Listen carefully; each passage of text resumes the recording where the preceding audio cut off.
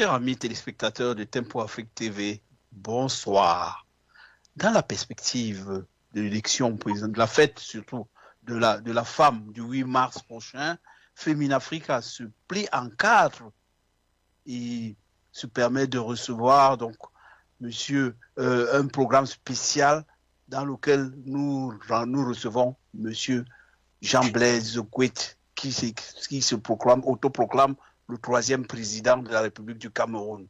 Alors, nous avons décidé pour justement fêter ces femmes qui font notre bonheur, notre grandeur et notre diversité au Cameroun et dans l'Afrique tout entière, nous avons décidé d'inviter spécialement un parterre de femmes qui vont du chef d'entreprise au PDG, au président, j'allais dire, d'association, l'occasion de lui poser des questions pour pouvoir, j'allais dire, nous éclairer sur sa candidature et sur ce qu'il va apporter aux femmes.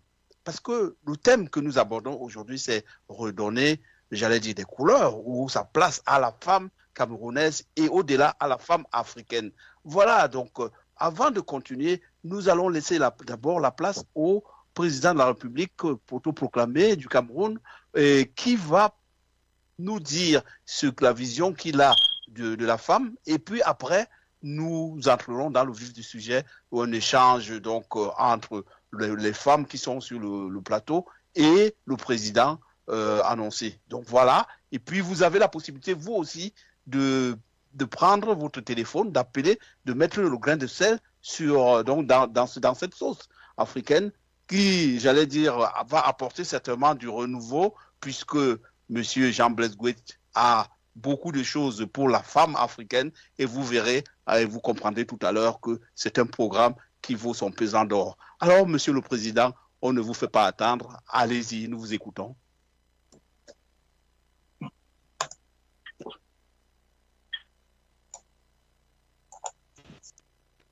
Camerounaise, Camerounais. Dans quelques jours, le 8 mars, notre pays, à l'instar du reste du monde, célébrera la Journée internationale de la femme. Cette date est bien plus qu'une commémoration. Elle est un appel à l'action, un moment de réflexion sur les avancées réalisées en matière des droits des femmes et sur les défis qui persistent. Le Cameroun regorge de femmes courageuses, talentueuses, battantes et déterminées. Des femmes qui participent activement au développement de notre nation. Qu'elles soient agricultrices, commerçantes, enseignantes, entrepreneurs, médecins, militaires ou mères au foyer. Elles contribuent chaque jour à la prospérité et à la stabilité de notre pays, de l'Afrique et du monde. Toutefois, nous devons reconnaître que de nombreux obstacles freinent encore leur plein épanouissement. Inégalité économique, accès limité au financement, violence basée sur le genre, faible représentativité dans les instances et précarité dans certains secteurs d'activité. C'est pourquoi en prélude de cette journée du 8 mars, je tiens à réaffirmer mon engagement en faveur d'un Cameroun où la femme occupe toute leur place dans la société. Le Cameroun regorge des femmes courageuses, battantes et déterminées, des femmes qui participent activement au développement de notre nation. Qu'elles soient agricultrices, qu'elles soient commerçantes, enseignantes, entrepreneurs, médecins, militaires ou mères au foyer. Ces femmes contribuent activement et chaque jour à la prospérité et à la stabilité de notre pays. Toutefois, nous devons reconnaître que de nombreux obstacles freinent encore leur plein épanouissement. Inégalité économique, accès limité au financement, violence basée sur le genre, faible représentativité dans les instances de décision et précarité dans certains secteurs d'activité. C'est pourquoi en prélude à cette journée du 8 mars, je tiens à réaffirmer mon engagement en faveur d'un Cameroun où les femmes occupent toute leur place dans la société, aussi bien camerounaise qu'africaine. Cet engagement se traduit par des actions concrètes.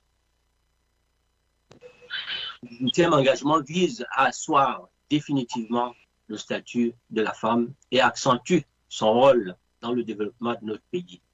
Cela signifie l'autonomisation économique des femmes grâce à des politiques de financement adaptées et un encouragement accru à l'entrepreneuriat féminin. Un accès équitable à l'éducation et à la formation pour garantir aux jeunes filles les mêmes opportunités de réussite que leurs homologues masculins.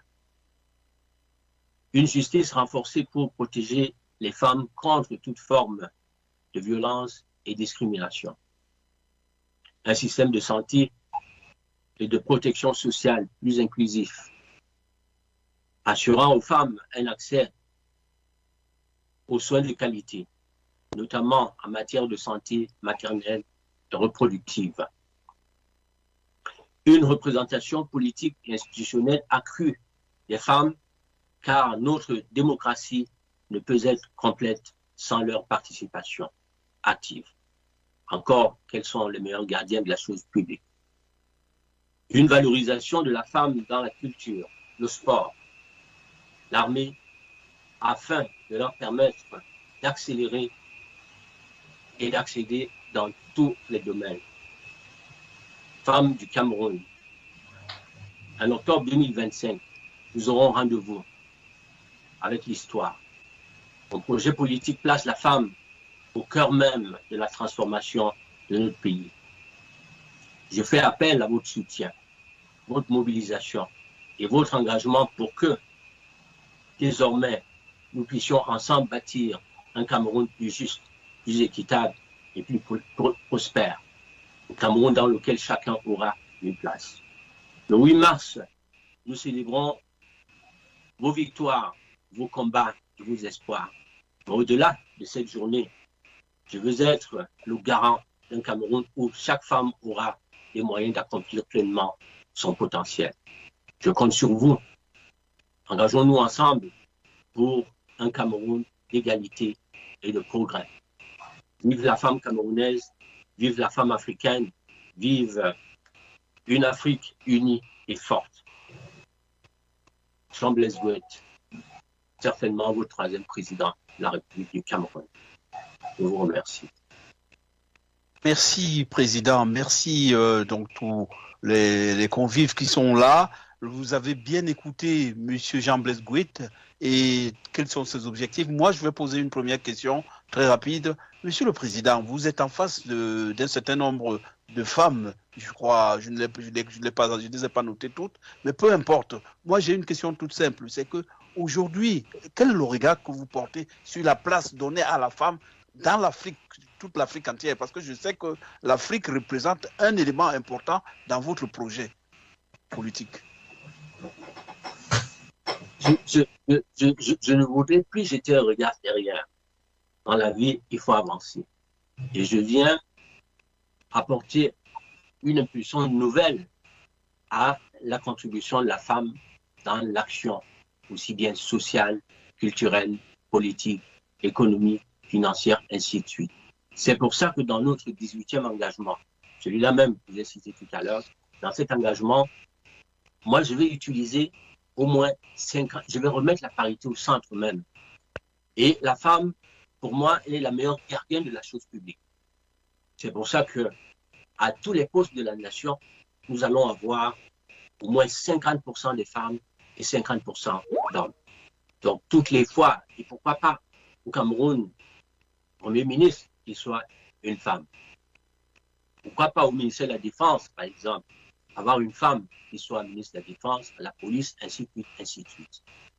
La femme est, pour moi, la mère de l'humanité. Et c'est la même qui veille sur ses enfants.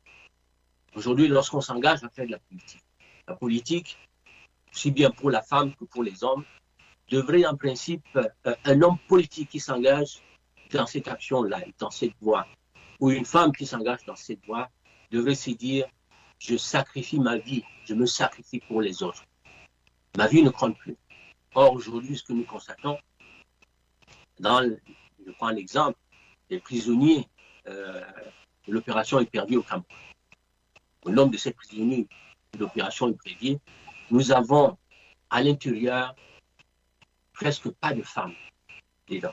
Ça veut dire quoi? Ça veut dire que la femme, c'est quand même une des meilleures gardiennes pour moi de la chose publique.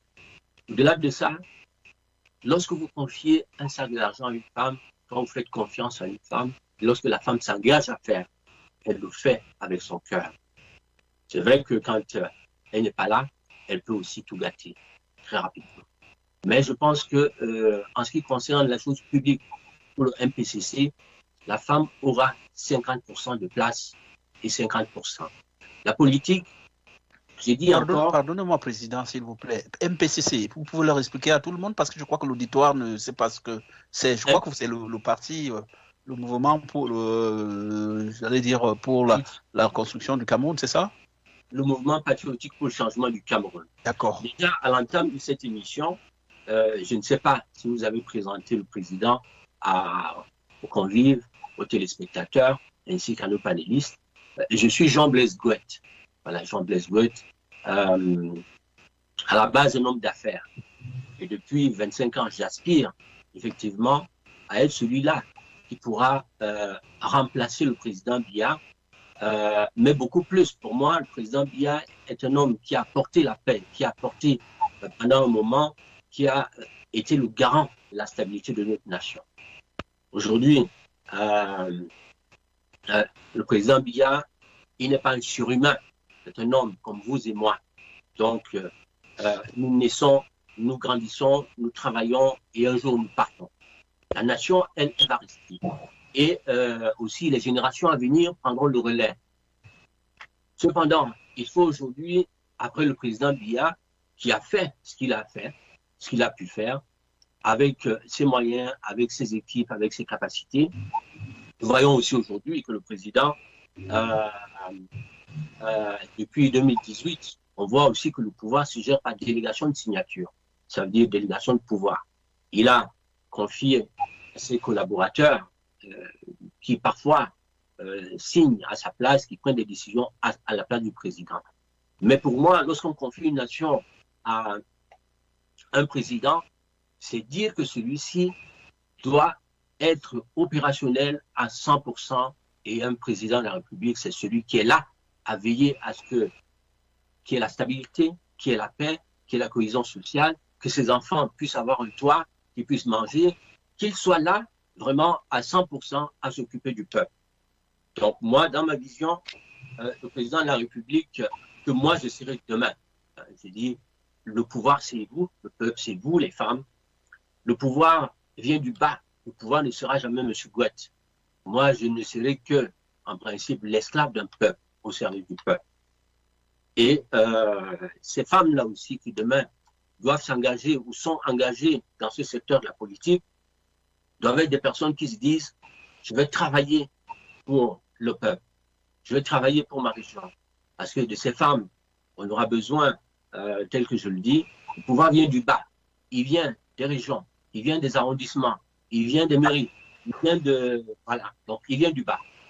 Or, dans chaque ville, dans chaque village, si aujourd'hui il y a des femmes qui se disent « moi je peux être maire », ce que nous souhaitons demain, que dans les 360 mairies que compte le Cameroun, les 360 arrondissements, qu'il y ait au moins 180 femmes qui soient des maires.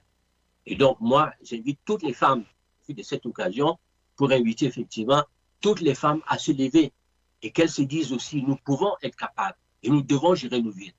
À ces femmes-là, demain, la décentralisation va être effective.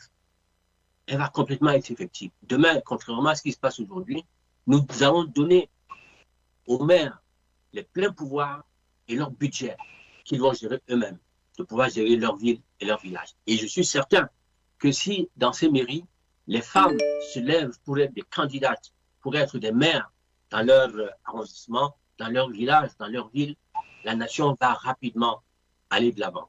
Donc, j'invite toutes les femmes vraiment à se lever et à venir avec nous. Les femmes vont être demain les maires, elles vont être demain à l'Assemblée. Sur les 180 députés que nous avons à l'Assemblée, pour moi, je souhaiterais voir à l'intérieur au minimum 90 femmes à l'intérieur. Merci, merci, Président, Son Excellence. Vous savez que la télévision, c'est le temps. Donc, je vais vous donner la parole, mesdames. Donc, feu de tout bois, mais je vais commencer donc par Diane Kameni, qui est PDG de la société Gespomi. À vous pour la première question, s'il vous plaît. Bonsoir à tous. Bonsoir également au président du mouvement MPCC, voilà, M. Kouet. Je vous remercie pour votre exposé. C'est comme si vous avez vu sur ma note que j'avais prévue pour vous. Déjà, ça vous épargne de la première question parce que, voilà, vous avez beaucoup insisté là-dessus et c'était vraiment la première question que j'avais pour vous qui était, voilà, la parité dans votre gouvernement. Là, vous avez vraiment démontré que la parité sera représentée à tous les niveaux. Ça me fait passer à la deuxième question qui était pour moi de savoir si vous croyez à la femme. La réponse se trouve également dans votre exposé. Ça donnait place à une sous-question sur cette deuxième question, c'est de savoir si vous croyez au talent de la femme. Est-ce que si une femme vient vous présenter un projet d'une grande envergure, est-ce que vous croyez que vous allez pouvoir financer ce projet parce que c'est une femme, ou alors vous avez dit non, les femmes, vraiment, on les respecte bien, mais vraiment restez à votre niveau, vous n'allez pas nous amener des projets comme ça.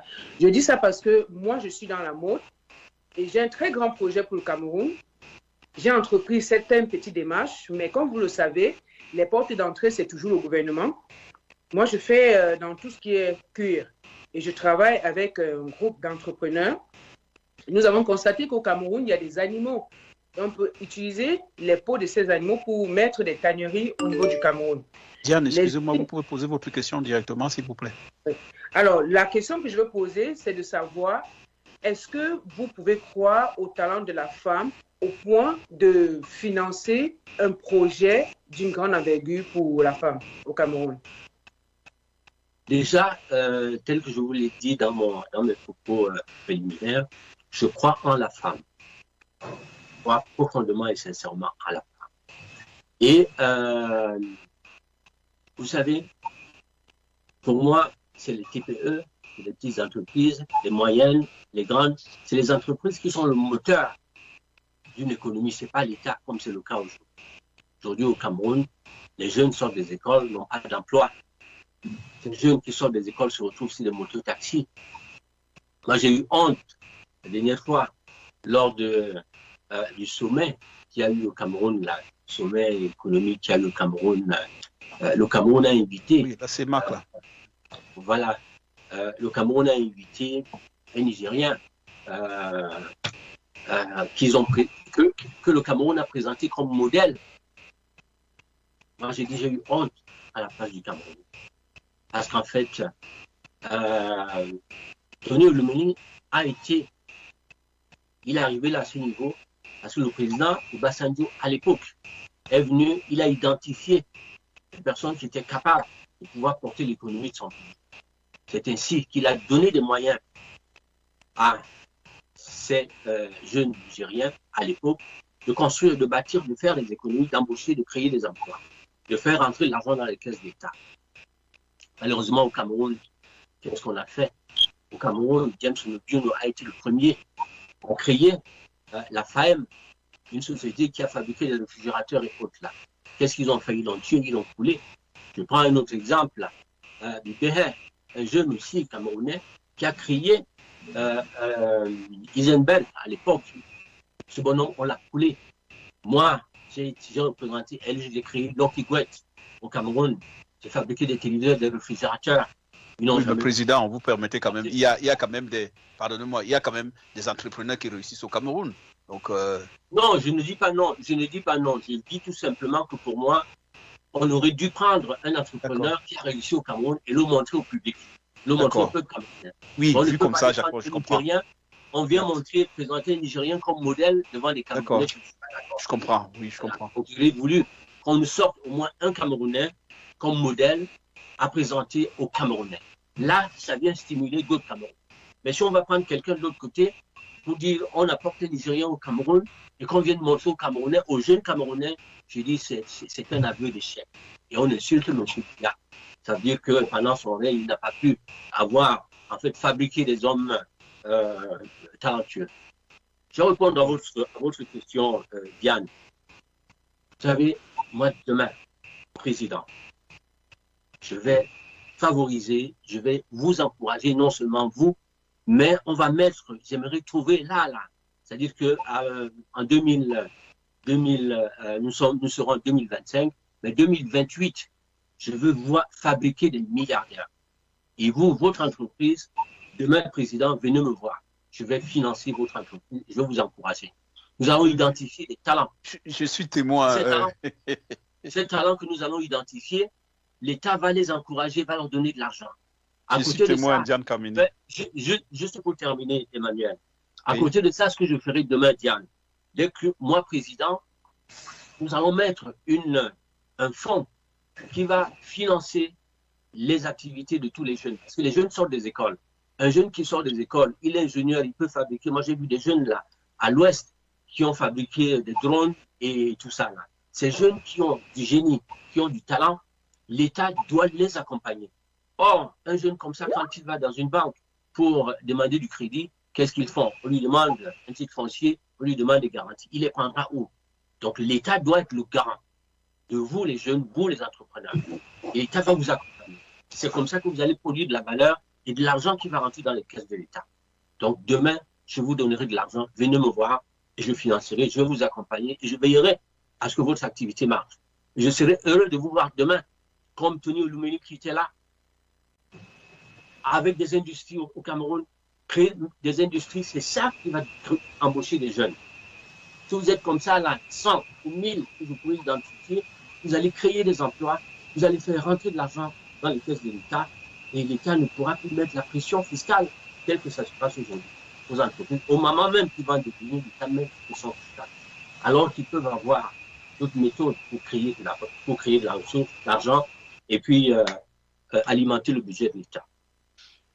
Merci, Président. Alors, nous allons continuer avec Madame Ebossé, épouse Nola. Je crois que vous êtes là. Vous êtes présidente de l'association AFA, il me semble. Donc, vous pouvez peut-être vous présenter en quelques mots. Soyez précise, hein, et surtout avec des questions courtes. Vous pouvez vous présenter en quelques mots pour permettre au président de comprendre l'environnement dans lequel vous évoluez et puis poser votre question, s'il vous plaît. Bonsoir de nouveau à tous les téléspectateurs et à mes panélistes et aussi à Monsieur Jean Wick, candidat à la présidentielle 2025. Je suis Madame Nola Marie-Françoise, fondatrice de l'association Hope for All, une association qui s'occupe des handicapés et des personnes démunies et vulnérables. Alors, Monsieur Jean-Blaise Wick, dans vos propos luminaires jusqu'ici, vous n'avez parlé que de la femme. Je suis très flattée de cette parité-là, de cette notion du genre qui est au milieu de votre séquence, mais nulle fois je n'ai entendu parler des personnes handicapées.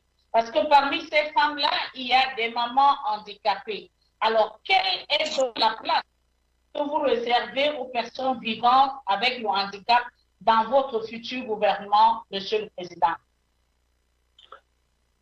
Merci beaucoup, Madame Nola Marie-Françoise, pour cette question. Vous savez, une nation, c'est un peuple. Et ce peuple comprend les handicapés, les malades, des personnes comme vous et moi, des enfants, des étudiants, toute catégorie de personnes. La nation. Et dans cette nation, on a effectivement les autochtones, les personnes en situation du handicap, ainsi de suite, ainsi de suite. Un président vient pour s'occuper de chaque Camerounais. Moi, j'ai eu honte, j'ai été l'autre fois fêter mon anniversaire, mon dernier anniversaire, il y a quelques mois, dans un village des Pygmées au sud. Je suis allé là-bas les voir. J'ai été heureux à Djoum. J'ai été heureux de passer un après-midi à les voir danser, à leur apporter à manger, à fêter avec eux, ces personnes-là. Et pour moi, c'est ça. Quand on vient, c'est pour s'occuper du peuple. Et ces personnes, beaucoup de ces personnes n'ont ni carte d'identité, sont comme des apatrides au Cameroun. Et pour moi, c'est pas normal du tout. Voilà. Donc, il faudra forcément voir. Nous avons au sein du MPCC nommé déjà un ministre d'État en charge des personnes en situation de handicap. Donc, qui est un de mes conseillers spéciaux. À l'heure actuelle, il s'appelle M. Bakouga Jean Erlit, qui est un kinésithérapeute ici en France. Et j'ai été émerveillé par cette personne-là, qui est malvoyante, mais c'est une personne qui est tout à fait autonome, qui sait utiliser son ordinateur, qui a le téléphone, qui fait tout ce que vous et moi faisons. Or, au Cameroun, ainsi que dans d'autres pays d'Afrique, ces gens ont été complètement marginalisés. Je dis non. Demain, nous allons mettre, il va être un ministre d'État en charge des personnes en situation de handicap, ce monsieur-là. Et nous avons nommé effectivement une de ses adjointes que vous devez peut-être connaître, Angéline Tezano, qui aussi est une très brillante dame. J'aurais d'ailleurs voulu qu'Emmanuel... Je rappelle, présidente, elle est sur le plateau, hein, s'il vous plaît. Voilà. Et donc, je peux vous, si vous voulez, quand vous répondez à la question, après, vous prenez la parole, Angéline, s'il vous plaît, après, effectivement, que le président ait fini. Voilà, très bien, merci beaucoup. Donc, j'étais en train de dire, heureusement, que Angéline est là. Donc, nous allons l'écouter. Ce sont des personnes très brillantes et qui, demain, doivent venir m'aider à redonner la dignité à chaque Camerounais. Parce qu'un président se lève pour son peuple. Il ne se lève pas pour lui. Et vraiment, je suis très heureux, Emmanuel, que vous ayez pensé à inviter Angéline Tezano sur ce plateau.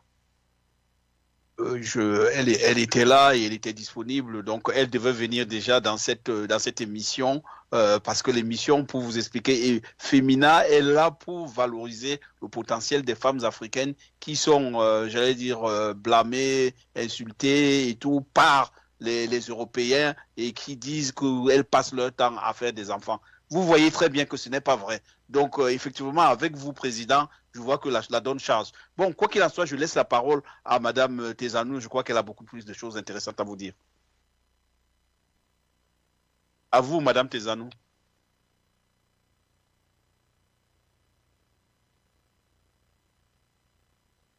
Angélina, tu peux ouvrir ton micro, s'il te plaît?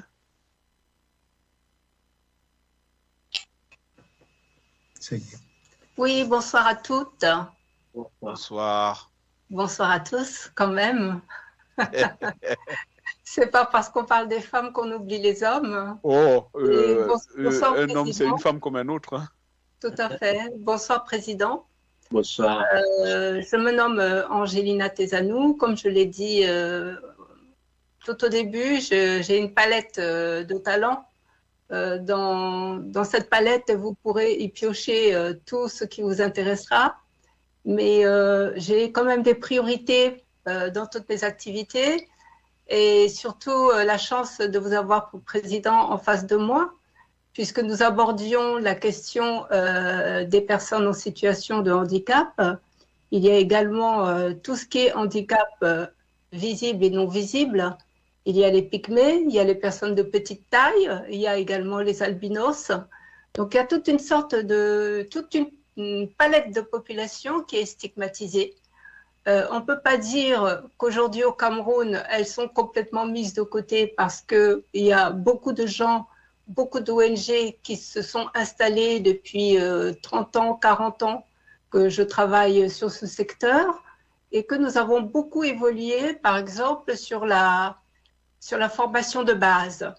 Donc aujourd'hui, au niveau des non-voyants, on ne peut plus dire que parler d'illettrisme, par exemple, au niveau des non-voyants, puisque nous avons créé des écoles et des organismes ont aidé à créer des écoles jusqu'à Yaoundé et au fin fond des bois. Néanmoins, le problème reste entier parce que après avoir eu son baccalauréat, le jeune ou la jeune non-voyante, les deux à ce moment-là ont les mêmes problèmes, c'est trouver une formation adaptée, il n'y en a pas, et ensuite trouver un emploi, il n'y en a pas non plus. Voilà, donc j'aimerais, Monsieur le Président, que nous remettions tout à plat pour voir tout ce qui a été fait en termes de handicap pour ne pas recommencer à zéro. Il y a d'ailleurs des conventions internationales de l'ONU sur le droit des personnes en situation de handicap, comme le droit de vote, qui ont été signées par 160 pays, mais qui n'ont jamais été ratifiées.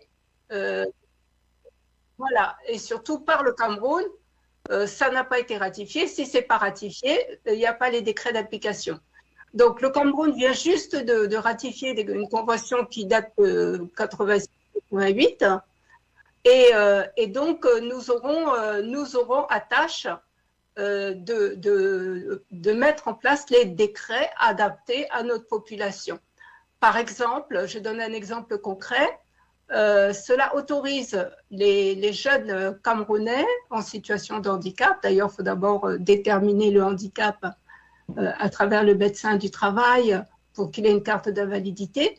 Ça va permettre à tout Camerounais et Camerounaise de plus de 40 ans, par exemple, de rentrer dans la fonction publique. Il n'y aura plus de critères d'âge. Donc, il y a des allègements, des élargissements qui ont été faits, mais il reste encore beaucoup à faire, surtout à mener aujourd'hui. Vous parliez de M. Herli, qui est mon ami. Nous, ici, on est très bien équipés. Je suis avec mon smartphone, etc. Je peux appeler Manuel Meyega quand j'en ai besoin, ou vous, Président, mais au Cameroun, on en est encore au système de papier et il faudrait apporter le numérique. Et ça, c'est vraiment un gros combat. Voilà, donc j'ai trop à dire sur la femme en situation de handicap qui présente des spécificités encore plus catastrophiques dans la mesure où c'est souvent des femmes mères. Donc les hommes les trouvent suffisamment à leur goût pour leur faire des enfants, mais ensuite on ne voit jamais le père. Est-ce une dénonciation ou c'est un constat? C'est un autre débat en tout cas. Mais une interrogation. Non, ce qui fait qu'il y a beaucoup de femmes mères. Et donc, qu'est-ce qu'on va pouvoir faire pour pouvoir les aider, hein? Donc, le problème des personnes handicapées, en général, les gens se disent « Ah oui, mais c'est spécifique, c'est pour eux ». Sauf que quand on fait une mesure pour les personnes handicapées, c'est toute la société qui en profite et qui avance. Voilà, parce que demain, il faut que ces femmes, ces hommes se sentent des citoyens à part entière. Et pour se sentir comme tels, il faut qu'on les traite comme tels. Monsieur le Président, permettez-moi d'aborder un autre sujet, puisque j'ai lu vos 20 points. Donc, le poids sur la femme est le 18e, c'est pas mal. Vous avez déjà tout dit, nous honorant. Mais j'ai été assez séduite par la proposition concernant la santé, parce qu'il ne peut pas y avoir de service social ni d'avancement de la population sans l'amélioration de notre système de santé. Donc ça, je vous le pointe du doigt parce que ça m'a interpellée et je pense que c'est une priorité aujourd'hui. Et les femmes travaillent, les hommes de même, mais dès qu'ils tombent malades, c'est la catastrophe. Et le dernier point que je voulais relever, et je ne serai pas très longue, vous saurez que les aveugles parlent beaucoup. Voilà, les aveugles parlent beaucoup, donc il faut éviter de leur donner un timing, hein. Donc, j'avais un dernier point, c'était sur l'agriculture. Je viens d'une région agricole, je viens de Tchang, de Bafo exactement. Mon père ne nous a cédé que des terrains. Donc, au Cameroun, on est un pays béni où tout pousse. On n'est pas le désert, hein, on n'est pas au Sahara. Et malheureusement, quand je vais au village, tous les jeunes sont partis. Ils sont partis pour la ville, pour chercher du travail en ville. En ville, il n'y a pas de travail, ils partent en immigration. Alors, ce que vous avez dit sur l'agriculture, il faut absolument trouver un moyen pour motiver les jeunes de revenir à la terre, parce que notre terre camerounaise est nourricière, mais il faut donner les moyens techniques. Les femmes ne peuvent plus comme avant. Ma maman, elle allait avec sa machette là pour aller cultiver les sillons tous les matins. Aujourd'hui, elle a le dos bousillé. Plus personne ne s'en occupe. Mais l'agriculture, je crois qu'il faut regarder ça de façon de très près D'autant plus que en saison des récoltes, nous sommes excédentaires, mais on ne sait pas conserver cette nourriture en surplus.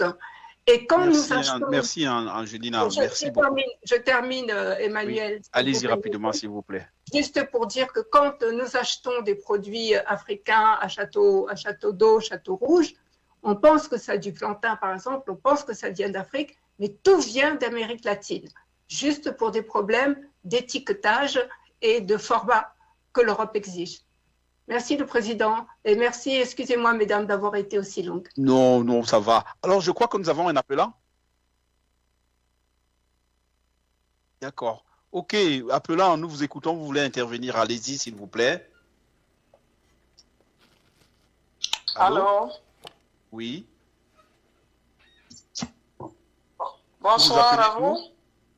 Bonsoir au président candidat à la 3e présidentielle. Je l'encourage vraiment. Merci. Merci beaucoup. J'ai suivi de bout en bout, j'ai d'autres préoccupations. C'est vrai que certains ont été déjà répondus.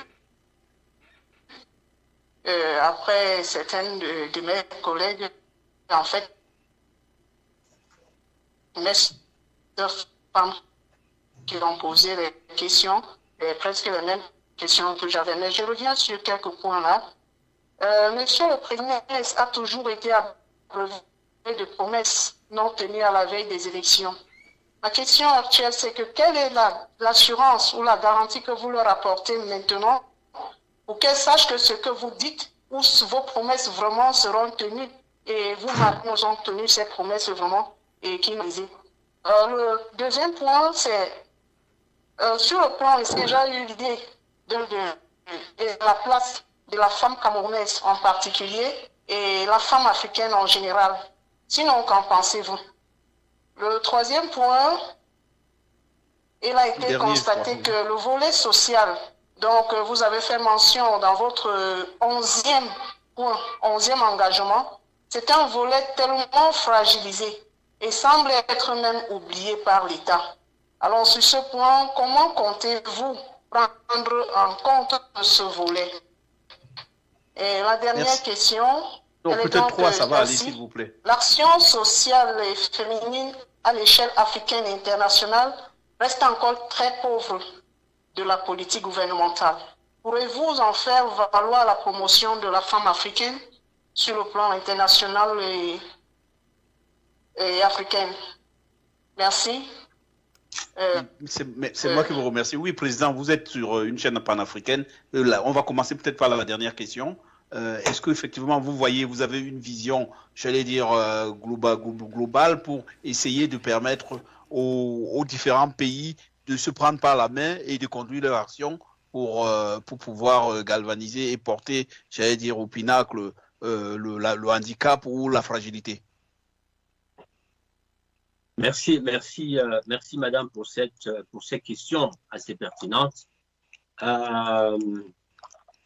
L'Afrique, 65 années après nos indépendances, je pense que nous avons besoin de commencer à penser à une Afrique forte, solidaire et unie. Et moi, ça c'est mon challenge. Donc je voudrais qu'à partir du Cameroun, que nous puissions, à partir de là, pourquoi pas avoir, vous voyez ce qui s'est passé avec Zelensky, qui allait aux États-Unis. Les Européens, tout de suite, là, se sont tous levés, se sont mobilisés pour aider et défendre l'Europe. Nous devons effectivement avoir une Afrique demain qui soit une Afrique forte et unie, c'est-à-dire une nouvelle dynamique de chefs d'État africains. Il faudra demain que ce soit des hommes d'État africains qui se lèvent pour leur peuple, qui se lèvent pour leur continent d'abord, pas des hommes qui ont été ou qui sont encore au service d'une après-colonisation. Non. Colonisation, même s'il y avait des dîmes, nous les avons payées. Ces dîmes-là, ça suffit pour moi. Et il faut désormais qu'on puisse vraiment se mettre ensemble et construire. Donc, moi, mon premier challenge, ce qui se passe aujourd'hui, vous voyez, au lieu que nous soyons unis, nous sommes en train de nous diviser. Il y a le Mali, il y a le Burkina Faso, le Niger, qui sont en train de constituer un bloc en laissant les autres. Non, il faut vraiment que nous puissions être une Afrique unie et nous comptons, tel que mon programme social le prévoit, MPCC, la femme est égale à l'homme. Et je compte sur cette femme-là pour effectivement aider à faire cette promotion, pour aider à mettre en place une Afrique forte et unie. Je compte sur vous, les dames. Je vais, Emmanuel, je vais embrayer sur Angeline Tezano tout à l'heure qui a parlé de notre volet santé. Je voudrais effectivement dire, ne pas sortir de cette antenne sans parler de ce grand projet sur la santé que nous avons. Voilà, j'ai été visiter un grand hôpital, un centre hospitalier à Paris. À l'intérieur de ce centre hospitalier, nous vivons très souvent en Afrique, au Cameroun en particulier, des femmes qui vont voler des bébés dans les hôpitaux. Ces femmes-là qui vont dans les hôpitaux voler des bébés, elles ont aussi cette envie-là d'avoir un enfant, un bébé. Et peut-être que l'acte qu'elles posent, elles le font, peut-être elles n'ont pas eu la chance d'avoir un des moyens, d'avoir deux, un bébé. Et donc, le fait d'aller voler un bébé, c'est peut-être pour ces femmes-là aussi cette envie brûlante d'avoir un enfant. Et nous pensons à ces femmes, nous pensons à tout le monde. Et nous allons mettre en place, j'ai été visiter un centre de procréation médicalement assisté. Ce qui se fait aujourd'hui au Cameroun, dans le centre mère et enfant, et peut-être dans d'autres centres aussi de procréation médicalement assistée au Cameroun. Or, ça coûte encore assez cher aujourd'hui. Voilà, nous allons donner la chance à toutes les femmes camerounaises d'avoir un bébé quand elles le veulent. Et l'État mettra en place un dispositif qui va être un dispositif d'État. Nous allons mettre en place des moyens pour nous équiper. Parce qu'en fait, tout ce qu'il faut, c'est des équipements. Et ces équipements qu'il faut, nous avons des médecins qui sont capables qui connaissent toutes ces techniques-là. Voilà, donc demain, l'État prendra en charge ce département et ça sera gratuit. Donc ça, c'est ce que nous allons apporter aux femmes. Je tenais à souligner cela. Et nous allons mettre en place au Cameroun, tous les 50 km, un hôpital de jour et de nuit. Voilà, donc dans ces hôpitaux, nous allons avoir les femmes, les hommes qui vont les diriger. Voilà, donc entre Douala et Yaoundé, entre Yaoundé, Bafoussam, Bamenda, entre Yaoundé et le Nord Cameroun, nos parents, nos frères et sœurs qui n'ont pas de moyens meurent. Voilà, il faudra que les soins aillent vers effectivement ces populations-là. Parce que comme je le dis encore, un chef d'État, c'est quelqu'un qui vient s'occuper d'une nation. Nous avons des moyens et nous devons utiliser ces moyens pour nous occuper de notre peuple. Et moi, je viens m'occuper de notre peuple. Merci, voilà. Président. Je crois que nous avons une dernière question, celle de Mamou. Je crois que vous êtes là, Mamou. Vous êtes là? Vous êtes là? Bon, je crois que tout le monde a posé au moins une question. S'il y en a une qui n'a pas posé de question, allez-y, posez la question. Une dernière question avant que... D'accord, ok. Marie-Jacqueline, allez-y. Bonsoir, chers tous. Bonsoir, Monsieur le Président. Bonsoir, je suis Madame Bella Marie-Jacqueline Noël. Je suis épidémiologiste en service dans un hôpital de la place. Monsieur le Président, je vous ai écouté. J'ai essayé de comprendre un peu votre plan d'action. Mais moi, j'avais quelques questions à vous poser, si je peux me le permettre. Allez-y. Premièrement, lorsque vous serez président de la République du Cameroun, est-ce que vous pourriez nommer une femme comme Premier ministre au Cameroun ou encore ministre des Finances ou ministre de la Santé publique? Ça, c'est ma première question. Ma deuxième question, Monsieur le Président, pensez-vous qu'une santé pour tous et gratuite est-elle possible dans notre pays au vu du contexte actuel et de la rareté des financements extérieurs? Ma troisième question, quelle place accorderiez-vous à la santé maternelle et infantile, Monsieur le Président. Nous savons tous que la maman, c'est elle qui donne la vie. Et l'enfant a besoin de grandir pour être président de la République demain. Et lorsque nous observons dans nos hôpitaux, tous les jours, nous enregistrons des décès maternels. Tous les jours, parce que parfois, pour faute de moyens financiers, ou alors la famille arrive très tardivement dans nos formations sanitaires, parce que les moyens financiers sont un peu réduits. Quelle solution apporterez-vous pour ce genre de problème, Monsieur le Président? Merci. Et encore plus, que pensez-vous? Une dernière question, Monsieur le Président, s'il vous plaît. Que pensez-vous du harcèlement de la jeune fille en milieu scolaire et parfois même dans sa communauté? Puisqu'au Cameroun, nous subissons tous les jours, nous avons des cas des jeunes filles qui sont harcelées par des enseignants, par des camarades et même par des inconnus en milieu scolaire. Donc, je peux m'arrêter là. Ça, ce sont mes... Merci, Monsieur le Président. Merci, Président. Merci beaucoup, Madame Delard. Et puis, épidémiologiste, déjà, vous m'intéressez. Vous m'intéressez parce que, vous savez, un président, c'est une équipe d'hommes et de femmes, de professionnels, des gens qui s'y connaissent. Donc, vous êtes médecin, forcément, et puis épidémiologiste. Ça veut dire que vous connaissez, vous êtes dans le domaine sanitaire dont j'ai évoqué tout à l'heure. J'ai déjà répondu à votre première question. Je vous ai dit à l'entame de cette émission que je faisais confiance à 100% à la femme. Et moi, je vais m'adosser sur les femmes pour effectivement aller rapidement, pour avancer rapidement. Avancer rapidement, ça veut dire bâtir le Cameroun dans la sérénité. Voilà. Et donc, oui, je vais forcément, demain, pourquoi pas avoir un Premier ministre qui soit une femme. La phase de la transition va être une phase qui va être assez difficile.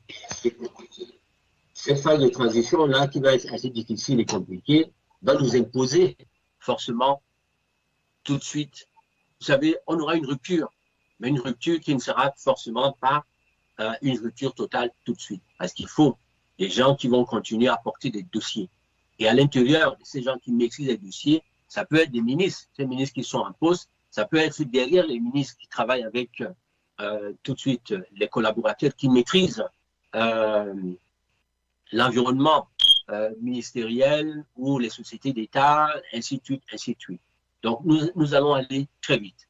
Et moi, effectivement, oui, ministère des Finances, oui, pourquoi pas, une femme, d'accord. Premier ministère, oui, une femme. Ministère de la Santé, oui, une femme. Ministère de la Justice, oui, une femme. La police, l'armée, oui. À ces postes-là, oui. Si on trouve des femmes compétentes, capables, on les mettra à ces postes pour pouvoir diriger et gérer.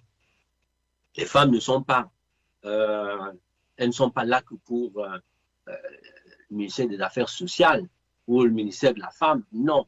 Chez nous, au MPCC, ça va être la parité. Ça veut dire que si nous avons 30 ministres, nous allons avoir, dans les 30 ministres, nous aurons 15 ministres femmes et 15 ministres hommes. C'est comme ça que ça va se passer demain. Et dans la plupart des sociétés d'État que nous avons au Cameroun, moi, très honnêtement, je vais vous dire que je me fais pas seulement 50% des femmes à la tête de ces sociétés-là, mais peut-être que ça sera 60% des femmes à la tête de ces sociétés. La femme, quand elle vient, elle ne va pas penser tout de suite à venir voler, à venir amasser de l'argent, à venir aller construire des châteaux, garder de l'argent à l'extérieur, avoir des comptes dans les paradis fiscaux, ainsi de suite, ainsi de suite. Non. La femme viendra travailler parce qu'elle a envie de rendre service. Et il faudra demain que ce soit un homme ou une femme, que toute personne qui s'engage dans la politique, que ce soit une personne qui vient avec son cœur, une personne qui se dit « je viens me sacrifier pour la nation ». Et c'est comme ça que nous irons vite. Parce que nous allons nous oublier, nous, et on va travailler avec le peu que chacun aura pour avancer rapidement. Aujourd'hui, ces ministres-là et ces personnes, ces jeunes dont vous parlez, le harcèlement, ainsi de suite, tout cela a aussi trait ici au pouvoir d'achat. C'est-à-dire que c'est la pauvreté, c'est la mendicité, c'est tout cela qui nous amène là. Or, si chaque Camerounais a un salaire minimum qui est conséquent, qui lui permet d'avoir une dignité et de travailler dans la dignité, l'honneur et l'amour de la patrie, je pense que les choses iront très facilement et très vite. Donc, nous avons pensé d'ailleurs donner un salaire de 125 000 francs CFA, 125 000 francs CFA à chaque Camerounais comme salaire minimum. Les médecins, les biologistes et ainsi de suite, là, il faudra gagner minimum entre 500 000 et 800 000 francs CFA. Nous avons tous nos médecins qui s'expatrient, qui vont ailleurs, parce qu'au Cameroun, ils ne peuvent pas. Ils ont des bas salaires. Pour moi, ce n'est pas possible qu'un médecin qui a vécu au sein de sa famille, quand il était encore étudiant, il va passer 8 années sur les bancs d'école à étudier. Il était étudiant, il roulait forcément dans la voiture de son papa, qui lui aussi était peut-être médecin. Il avait un climatiseur chez lui. Il était dans des conditions assez aisées. Aujourd'hui qu'il travaille, ce médecin ne peut pas envoyer ses enfants à l'école. Il ne peut pas avoir une voiture, il ne peut pas payer son logement, il ne peut pas payer l'électricité chez lui. Il va être obligé forcément de recevoir des patients à l'hôpital et puis de les envoyer le soir au quartier. Venez, allez-y, je vais vous consulter le soir au quartier, parce qu'effectivement, la nation le pousse un peu à cette mendicité, vous voyez, à la corruption. Or, ce ministre-là, par exemple, qui est là, qui gagne aujourd'hui 1 million et poussière, on donne quand il va chez lui, c'est une élite. Lorsqu'il arrive chez lui le samedi, tout le monde est là. On veut boire, on veut manger, il faut faire la fête, ainsi de suite là. Il va être forcément obligé à un moment donné de mettre les mains dans la caisse de l'État. Or, si ce ministre avait entre 3 et 5 millions de francs, ce que nous allons donner comme salaire au ministre qui gère des budgets. Le ministre ne peut pas gérer des budgets de plusieurs milliards de francs CFA et qui n'est même pas... Il va être obligé forcément, lorsqu'il va passer un marché avec quelqu'un, lui dire, bon, alors j'ai 10% là-dedans. Ce sont les 10% qui vont effectivement... c'est pour ça que beaucoup n'arrivent pas à réaliser les marchés qu'on leur confie.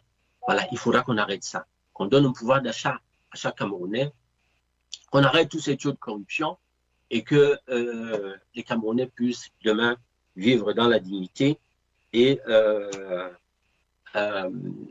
voilà, dans la dignité, avec honneur, et voilà. Merci beaucoup, donc, Président. Oui, alors, excusez-moi, vous vouliez ajouter quelque chose? Non, je ne sais pas si je répondais à toutes ces questions. D'accord. Les questions de Madame. Oui, je crois, Madame, que vous avez eu une réponse. Alors, une dernière question, peut-être. Je vais laisser Madame Diane qui a commencé. Donc, est-ce que vous pouvez boucler le tour si vous avez une autre question? Alors, moi, je pense que ça a été très bien exposé. De par les questions des autres, ils se sont trouvés à l'intérieur. Donc, pour moi, tout est parfait. D'accord. Celle qui a une question, allez-y, une dernière pour la route, on va dire. Oui, alors moi, j'en ai une dernière pour la route. Ça concerne le sport. Parce que j'ai été frappée cet été. Il y a eu les Jeux Olympiques puis Paralympiques. Et le Cameroun s'est fait à peine voir.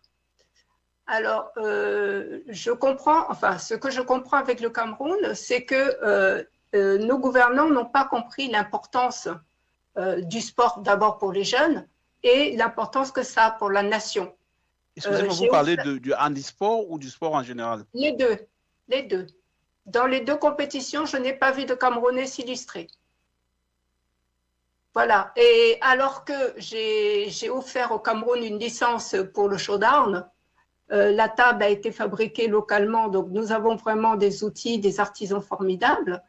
Et cette table, donc le showdown, c'est un jeu de ping-pong. En fait, ils peuvent être joués avec des aveugles ou avec des voyants et avec tout le monde. D'un projet de 10 000 € que j'ai financé avec des amis européens.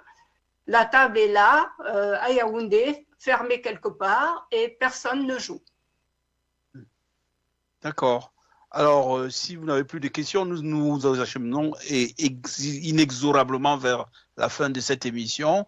Donc voilà, merci beaucoup en tous les cas aux téléspectateurs qui ont suivi cette émission spéciale, une édition spéciale Féminafrica consacrée aux élections présidentielles au Cameroun. Nous avons eu pour invité le 3e président autoproclamé, Jean-Blaise Guet. Donc voilà, vous nous avez suivis et vous avez eu raison parce que si vous voulez, le volet africain et l'Union de l'Afrique dans son programme de 20 projets est très très intéressant et concerne tous les Africains. Alors, il me reste à vous dire qu'à la partie technique, nous avions Malik Sall comme d'habitude et qui est depuis les États-Unis en train de pianoter pour qu'on nous voit sans embâche. Moi-même, je suis Emmanuel Maïga, donc je vous remercie pour tout cela. Il ne me reste plus qu'à vous souhaiter rendez-vous à la semaine prochaine. Bonsoir. Bonsoir. Bonsoir.